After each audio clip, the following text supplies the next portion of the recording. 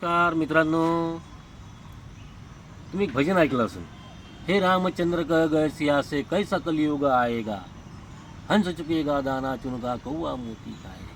त्याच्यातलं एक कळवा आहे, मंदिरे सुना सुना होगा, भरी रहेगी मधुशाला मधुशाला. आता विषय असा आहे, तुम्ही पहा, मंदिरात पूर्ण गावात खेड्यात जे मंदिरं आहे किंवा भारतात आपल्या मंदिरं आहे, 7 वाजताच्या वेळेस जी आरती होते, त्या आरतीत मला सांगा तुम्ही किती लोक राहते आणि दारूच्या दुकानात किती लोक राहते का नाही राहत? हाच विषय आहे. हा विषय म्हणजे एवढा कठीण विषय आहे का, म्हणून त्याच्यासाठी काही कामं अशी केलेली आहे अल्कोहोलिक ॲनिझमनं.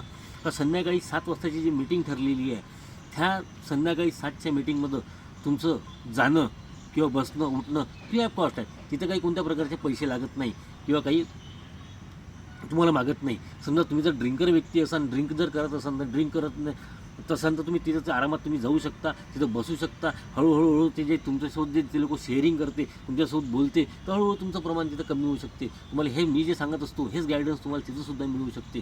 तुम्ही जर प्रयत्न करा आणि जा. आणि पुन्हा त्याच्यातलंच एक कडवं असलेलं आहे, बात बात पर मात पिता को बेटा आँख दिखाएगा.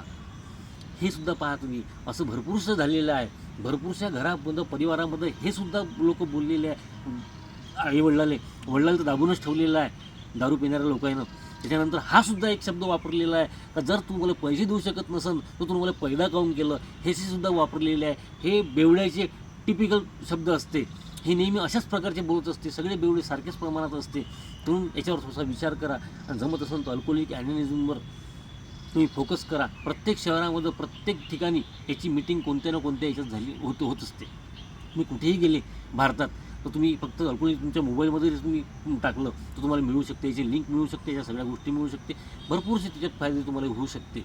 आता मधात एका जणांनी पुन्हा एक प्रश्न विचारला होता आता की बियर दादा म्हणे दारूची सुरुवात कशी होते आणि बियर कशी आहे. बियर आम्ही पित असतो तर बियरचा विषय आहे, बियर हेल्दी आहे असं त्याचं म्हणणं होतं. बियर हा प्रकार हेल्दी नाही आहे, हेल्दीसाठी नाही आहे. ते शेवटी कितीही झालं तरी ते अल्कोहोल आहे. जेव्हा तुम्ही गव्हापासून ती दारू बनलेली आहे तर गव्हाची जी प्रोसिजर त्यानं केलेली आहे तर त्या प्रोसिजरमध्ये ते तत्त्व जे आहे ते तत्त्व निघालेले आहे. ते अल्कोहोलमध्ये विषय झालेला आहे. ते फक्त अल्कोहोल आहे, ते हेल्दी नाही आहे. तर तुम्हाला ती बियर प्यायल्याच्या नंतर तुम्ही हेल्दी व्हाल असं काहीच नाही आहे. त्या गव्हापासून जे बनलेली आहे तेच गव्हाच्या तुम्ही पोळ्या जर खात असाल तर ह्या हेल्दी आहे, ती हेल्दी नाही आहे. कोणत्याच प्रकारचं औषध नाही. कोणतंही फळ जर तुम्ही पाहत असाल तर त्या फळापासून बनलेली दारू ॲक्च्युली जेव्हा ती पिकून खाली पडत असते तेव्हा त्या 2% अल्कोहोल ऑलरेडी राहत असते. याचा खूप मोठा इतिहास आहे. जेव्हा याची सुरुवात झाली होती, हे अल्कोहोल कसं जमा केलं, का केलं, मी दुसऱ्या समोरच्या व्हिडिओमध्ये पाहान तुम्हाला अजून मजा येईल. समोरचे व्हिडिओ जेव्हा मी टाकीन तेव्हा सबस्क्राईब करा, लाईक करा, शेअर करा याच्यासाठी. आणि अशा प्रकारचे कमेंट्स टाका. त्याच्यानंतर प्रश्न उत्तर विचारा, म्हणजे तुम्हाला मी चांगल्या प्रकारचे व्हिडिओ सांगू शकलो पाहिजे किंवा तुम्हाला तुमच्या प्रश्नाचे उत्तरं मी देऊ शकलो पाहिजे. अशा प्रकारचे काम करा. जय हिंद, जय भारत.